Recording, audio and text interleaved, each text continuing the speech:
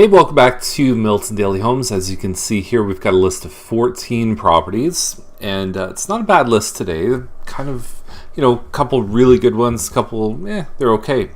I was looking at the Milton Price Report, and so if you want a copy of this, go to miltonpricereport.com.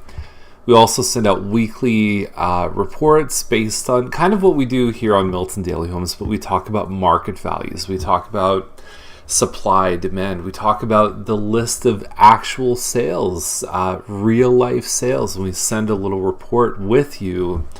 All of that is really good. If you like talking about sales stats at parties and telling people how the real estate market is, we're loading you up on that kind of stuff. So miltonpricereport.com. Here you go. So new listings compared to sales is the graph. There's average price, there's days on market, which is now sitting at 20 days. So if your home's not selling in a week, don't get scared because the average is 20 days right now. Anyway, what we've seen is that, so the gray line is last year and the purple is this year. And these are the sales right here. So the bar graph is the sales. The line is the new listings. So if we look at last year, there was a pretty even ratio between the amount of sales and the amount of new listings. And there were times when it was pretty tight. Right here, there were actually more sales than new listings because some of the previous months were swallowed up.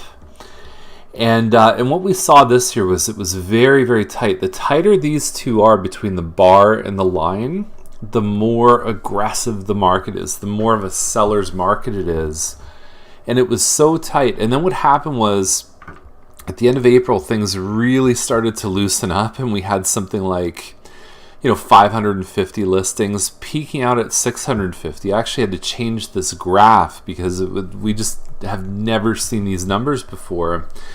And then we've recently come back down to earth. So there was this frenzy, there was this irrational exuberance that was going on in the market.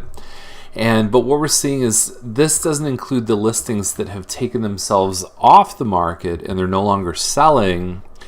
And so this is coming back down. Now, what we've seen for the last 4 months is we've seen a peeling off of numbers that are, like the number of sales are down. I think it's a perception issue because it actually hasn't been too bad of a time to purchase a home. And what I think is going to happen in the fall is, for fear of rising interest rates, we're going to start to see the sales numbers come up. Inventory is now down. So those two things, demand goes up, supply is down. That means we're heading probably into a more balanced market. I mean, the sales could stay low, but I feel like the people who need to sell are kind of in this group, and the people who were here that were trying to capitalize on high values have disappeared.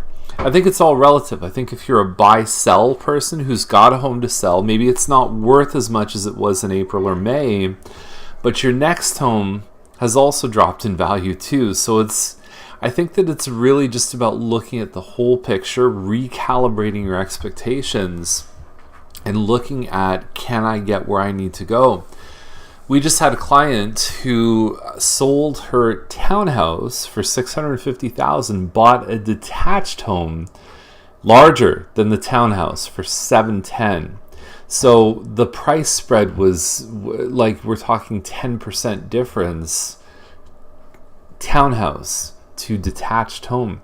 Big difference. And when the market shifts back up again, she's going to feel the effects of that being in a detached home. So if you want to explore that opportunity, let us know. Second thing is the Milton Buyer Class is happening this weekend. So Saturday at 10 a.m. Here at our office at the Charlton Advantage team. And I'm going to get Sharon to kind of zoom in on this stuff. So you're going to learn how much you can afford. Is it better to rent or buy? Typical closing costs, the government programs that you qualify for, including how to get $10,000 or more of free government money. Getting pre-approvals, why does it benefit you? What do they look for? How do I avoid getting stuck with a bad mortgage? That's the first half, is about money. Then we get into what are the 8 steps to buy a home.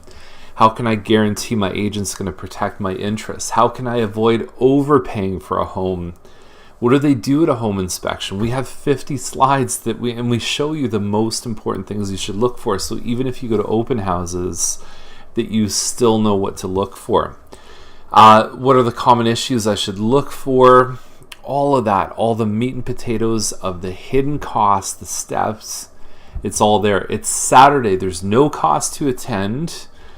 And we're going to give you a copy of this book right here, the Milton Buyer Class Guide. It's going to have a summary of all the things that we talk about. And the only thing you have to do is bring yourself. If you say you're coming, unless there's a major emergency, come and, and enjoy the class and get a lot of information and bring a food bank donation. That's the big thing. That's the only thing you need to do. Bring some food so we can donate it to a good cause. So now we get to the homes. 327 Baverstock. I plugged this one yesterday, $639. It's a 1570 square foot. It's called a Moorside Corner. Lots of great landscaping here, and you can look right there. That's Drury Park, one of the biggest parks in Milton. It's fantastic. It's right around the corner. Baverstock, very, very, family-friendly street. You have the ability to park 2 cars in the driveway. Inside, we're talking like just well done. We're talking about nice flooring. You're talking about the kitchen that's been renovated, quartz countertops. You've got the upgraded floor in the master. You've got a master ensuite with a soaker tub. I mean, just wonderful. Laundry upstairs, this is the only townhouse model floor plan that has the laundry upstairs in this neighborhood. And then you've got your finished basement with a bar, with a little lounge area. You've got a concrete patio right here. You've got a concrete walkway in the front. And you've got a wider corner property than any of the other neighbors that are on the inside. So there it is. You've got roof 2012, air conditioning 2012, furnace 2016. You've got all these things that are done. And really all that's left to do is move in. So $639 for this one here. We've seen the same size floor plans sell for more than this. In fact, the townhouse I mentioned where our client moved to a detached home, her home was 60 square feet smaller than this one and sold for close to $650. So $639 is a very aggressive, great price for this one. Now the next one up is 298 Centennial Forest, $699.9, and so it's a 1445 square foot bungalow. So there's what is it, on the main floor, your master. So 1 bedroom on the main floor, and then you've got a 2nd bedroom up on the 2nd floor, single car garage. And one of these, I believe, is sold conditional. There's another one that's at $675 that's still for sale. But save yourself the hassle and send us a full price offer. If you watch Daily Homes, you know what I'm talking about. This one has the added advantage of having green space behind, and it's also been really well decorated. And that matters, especially in this neighborhood, because it tends to be an older population. Some of the finishes and furniture, you see a lot of doilies and things like that. So this one here, I think, is something that appeals to, it's like walking into a furniture store. Like, it's just well done. They put nice things in here that complement the space, the right scale of furniture. And this isn't the way this home looked before. So the agent did a great job getting everything ready, staging it up, and then you've got a great view in the back here too. So this is a good area, 190 something homes. Basically, it's the closest thing we have to like a little retirement village in Milton. It's called Drury Park.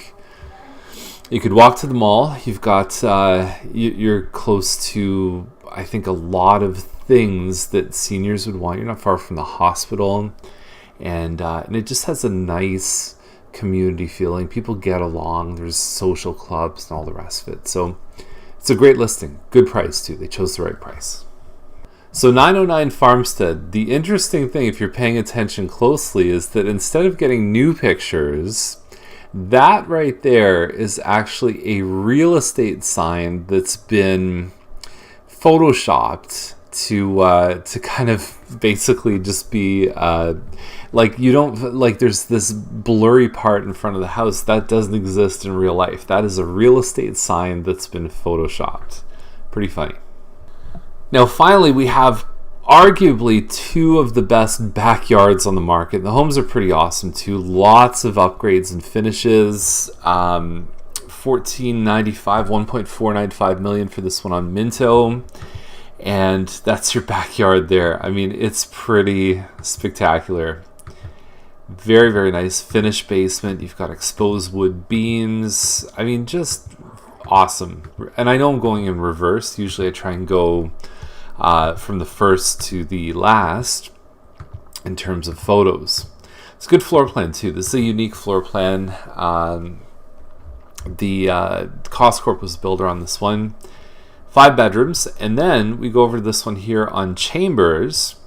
I don't know if I'd want this as the first shot, but it says there's 19, so I'm guessing the front shot of the home is missing. This is 3,300 square feet with a finished, it says a finished walkout basement, which is pretty awesome too. I'm going to go reverse order on this one here too.